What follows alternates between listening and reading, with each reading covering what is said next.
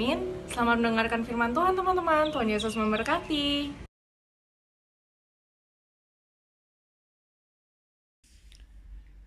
Selamat sore, rekan pemuda,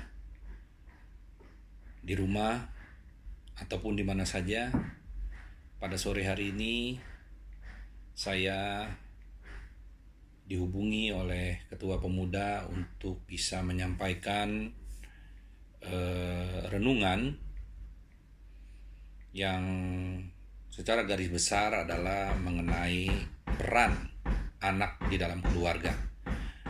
Tetapi sebelum saya menyampaikan renungan tersebut, mari kita mohon pimpinan Roh Kudus.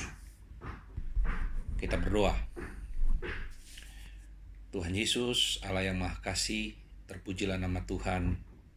Pada hari ini kami mengucap syukur atas napas kehidupan yang Tuhan sudah berikan dan anugerahkan kepada kami semua.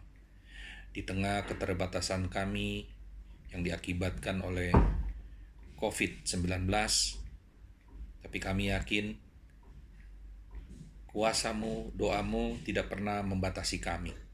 Firman-Mu tidak pernah membatasi kami.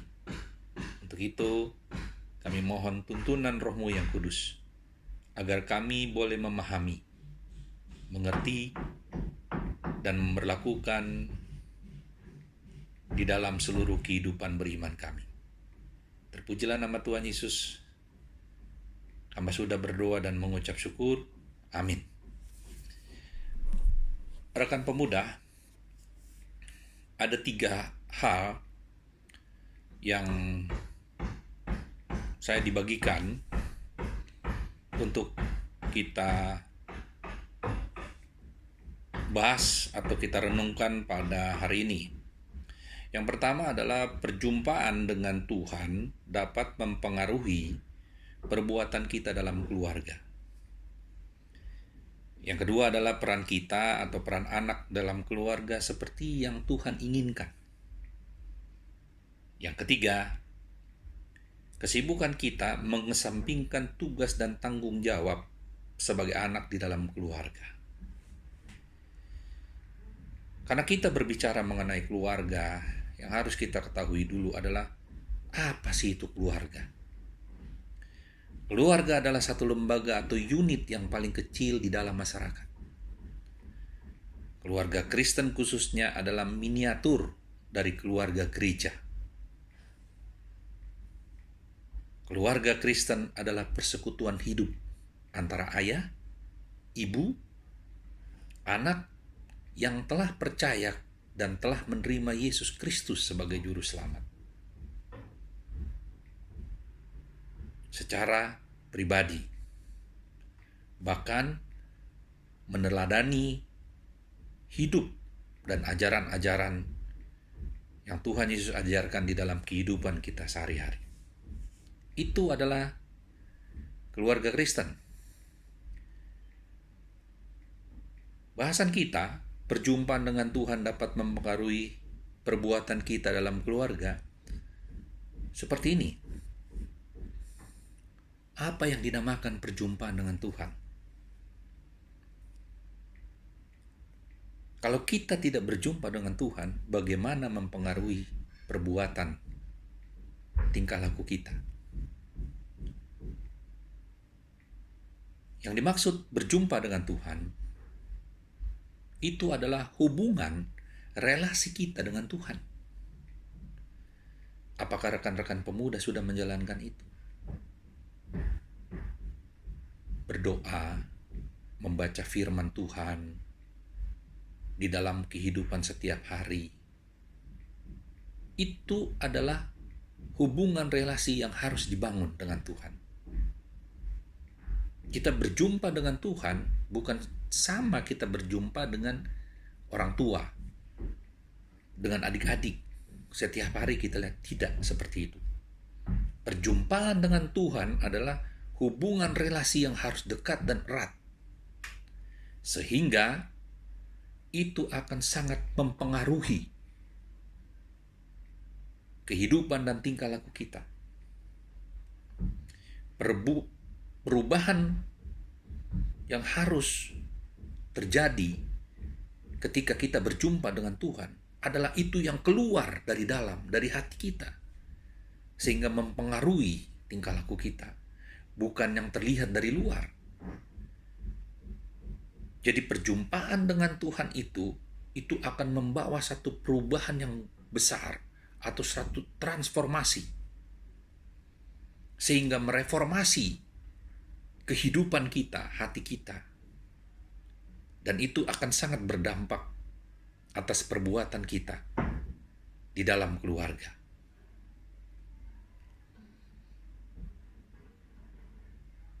Kalau kita sudah menjalin hubungan relasi yang baik dengan Tuhan, pasti ada perubahan.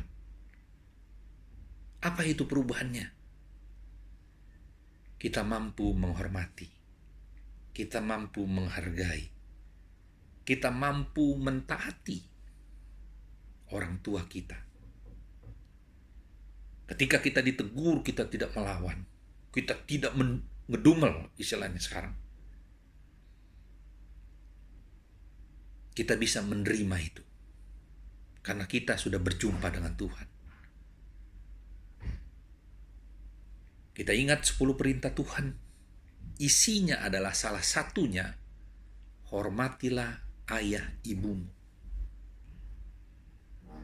Di dalam perjanjian lama, perihal menghormati ayah ibu ada dikatakan. Di perjanjian baru pun ada dikatakan. Di dalam Ulangan 5 ayat 16 mengatakan, hormatilah ayahmu dan ibumu seperti yang diperintahkan kepadamu oleh Tuhan. Itu Tuhan yang memerintahkan. Agar kita menghormati ayah ibu kita.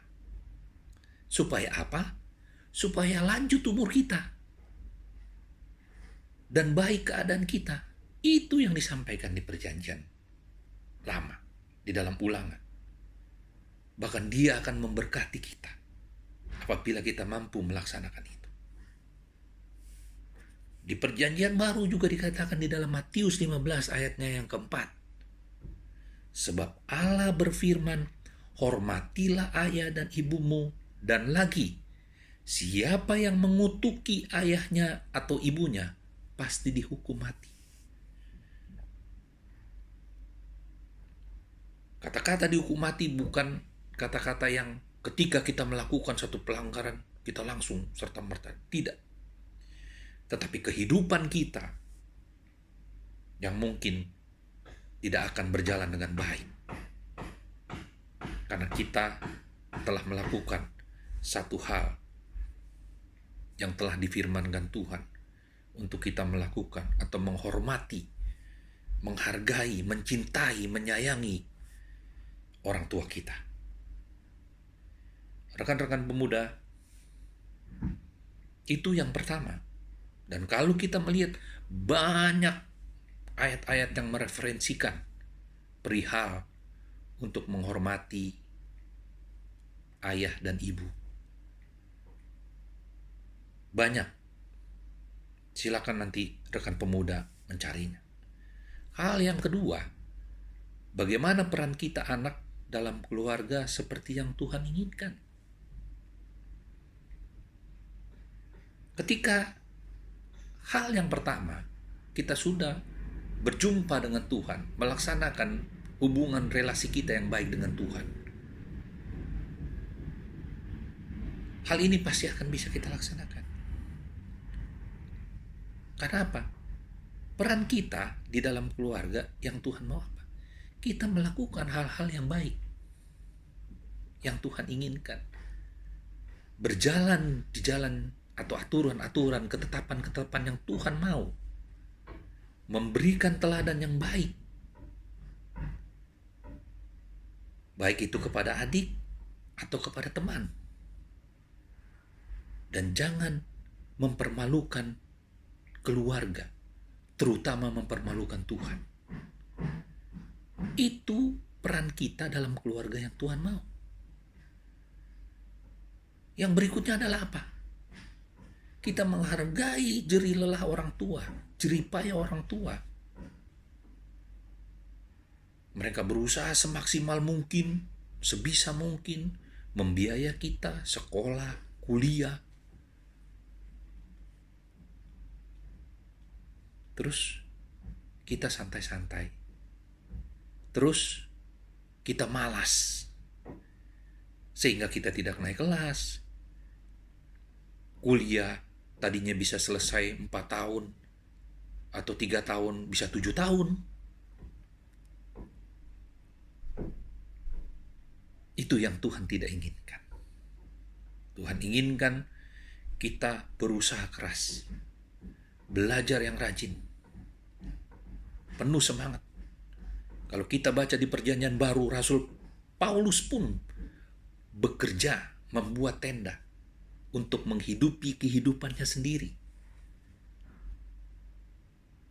Dia tidak bermalas-malas. Jadi, kita menghargai apa yang orang tua telah buat kepada kita. Bahkan kita harus mengembalikan itu, memperlihatkan itu dengan hasil yang paling terbaik. Itu yang Tuhan mau.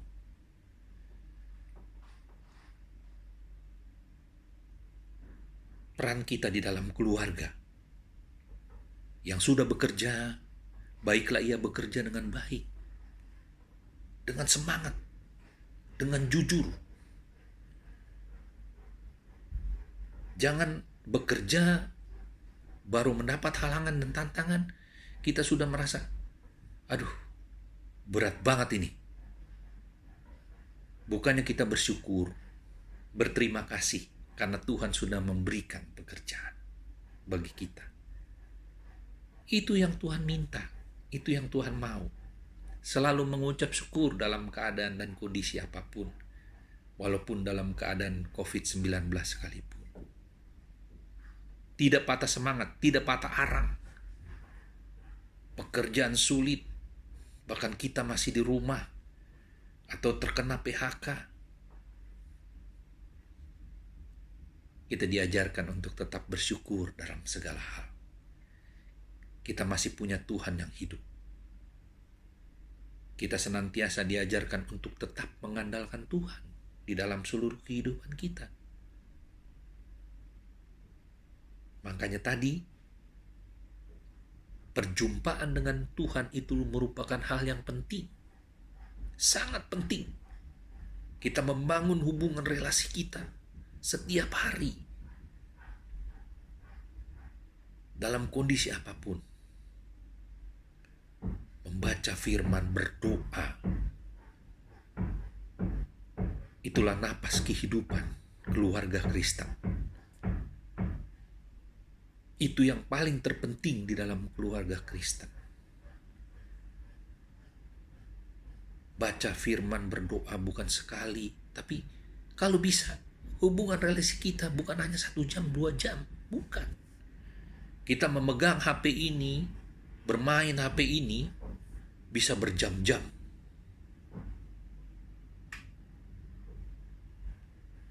Tetapi kita menjalin hubungan relasi kita dengan Tuhan, berjumpa dengan Tuhan, kita tidak mau lama-lama. Tuhan tidak meminta kita waktu yang lama. Tapi biarlah kita menjalin hubungan, berjumpa dengan Tuhan, dengan hati yang bersukacita, hati yang tulus, hati yang benar-benar kita merindukan berjumpa dengan Tuhan yang mempunyai napas kehidupan kita.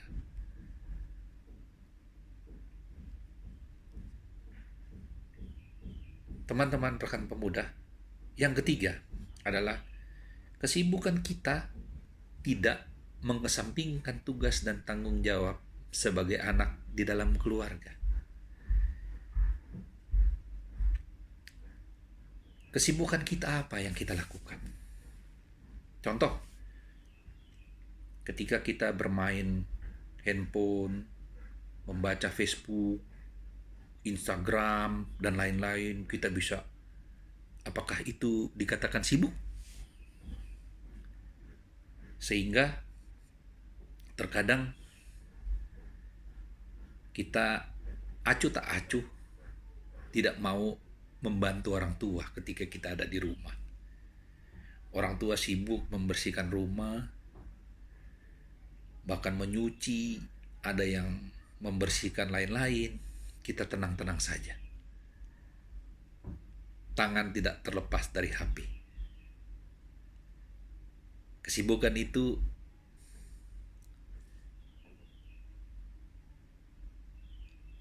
kita mengesampingkan tugas dan tanggung jawab kita sebagai anak di dalam keluarga. Harusnya tanpa kita diminta, kita harus siap sedia membantu orang tua di dalam rumah. Jadi jangan kita tunggu disuruh. Bahkan kita harus lebih berperan aktif.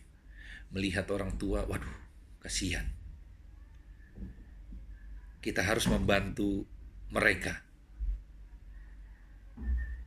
Itulah yang dinamakan kesibukan kita tidak mengesampingkan tugas dan tanggung jawab anak di dalam keluarga. Jadi kita benar-benar membantu, menolong orang tua, baik itu tenaga, yang sudah bekerja dengan uang, dengan waktu, bahkan pikiran, itu yang harus kita bantu. Selalu siap, tanpa diminta, kita membantu orang tua kita. Agar mereka juga merasa senang di dalam kehidupan mereka. Yang berikutnya adalah kita tidak membuat mereka marah. Kita harus bisa memahami perasaan mereka. Dengan apa? Kita menghindari hal-hal yang memang membuat orang tua kita marah. Contohnya adalah kalau yang masih sekolah jadi bolos sekolah, yang kuliah tidak malas, yang bekerja begitu rajin. Jadi rekan pemuda, janganlah membuat mereka marah. Terlebih lagi kita melakukan satu tindakan yang melanggar atau tindakan kriminal yang membuat hati mereka marah dan luka. Tindakan-tindakan yang melanggar perintah agama. Yang berikutnya adalah kita harus berupaya menjadi orang yang mandiri, orang yang mapan di dalam kehidupan kita. Contohnya seperti ini.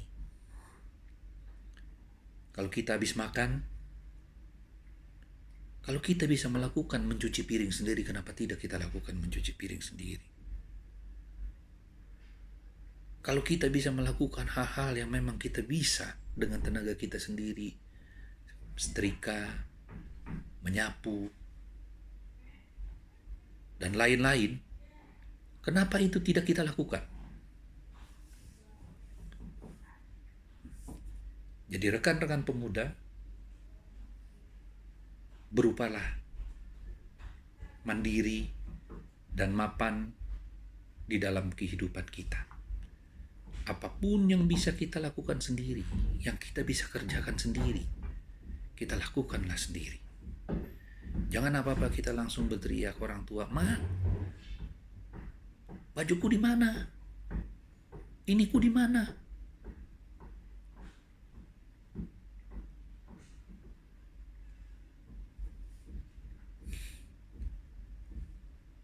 Yang berikutnya adalah kita harus menjaga nama baik keluarga dan orang tua kita.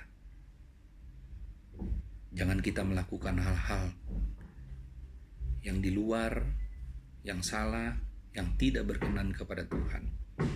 Tapi baiklah kita melakukan hal-hal yang membanggakan hati orang tua, yang tidak merusak nama keluarga, menjaga nama baik keluarga, menjaga nama baik orang tua. Dan yang terakhir,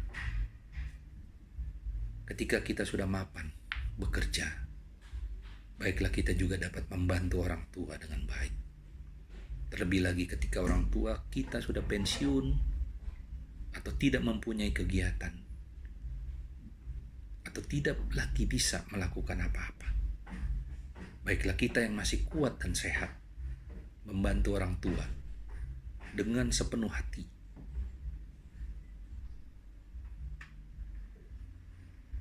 Itulah renungan yang dapat saya berikan kepada rekan-rekan pemuda. Kiranya tetap semangat, walaupun di rumah, tetap waspada, hidup bersih dan sehat di dalam kehidupan keseharian kita, dan tetap mengandalkan Tuhan, berjumpa dengan Tuhan setiap saat melalui hubungan yang baik, relasi yang baik, bukan mengandalkan kepintaran kita, kekuatan kita, otak kita, tapi andalkanlah Tuhan di dalam seluruh kehidupan kita. Dan kami yakin dan percaya bahwa apapun yang dilakukan bersama dengan Tuhan, jerih lelah kita tidak akan pernah sia-sia. Terima kasih. Terpujilah nama Tuhan Yesus. Amin. Mari kita satu di dalam doa, kita berdoa. Allah Bapa yang Maha Baik, terima kasih atas renungan yang boleh kita sampaikan. Untuk itu pada hari ini, jadikanlah kami anak-anak yang bertanggung jawab, terutama anak-anak yang boleh menjalin hubungan yang baik dengan Tuhan, agar kami boleh berjumpa dengan Tuhan di dalam setiap langkah kehidupan kita. Tuhan tolong kami, mampukan kami, dan dampingi kami terus.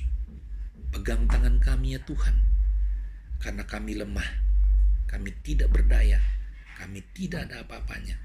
Tapi kami yakin, kami punya Tuhan Yesus, Tuhan yang hidup, yang akan menyertai dan mendampingi kami. Bila kami menjadi anak-anak yang selalu menghormati orang tua, menyayangi, menghargai mereka, bahkan mencintai mereka di dalam seluruh kehidupan kami. Tolong kami, biarlah kami senantiasa tetap dipimpin oleh kebaikan dan kemurahan Tuhan. Dan berkatilah keluarga kami masing-masing.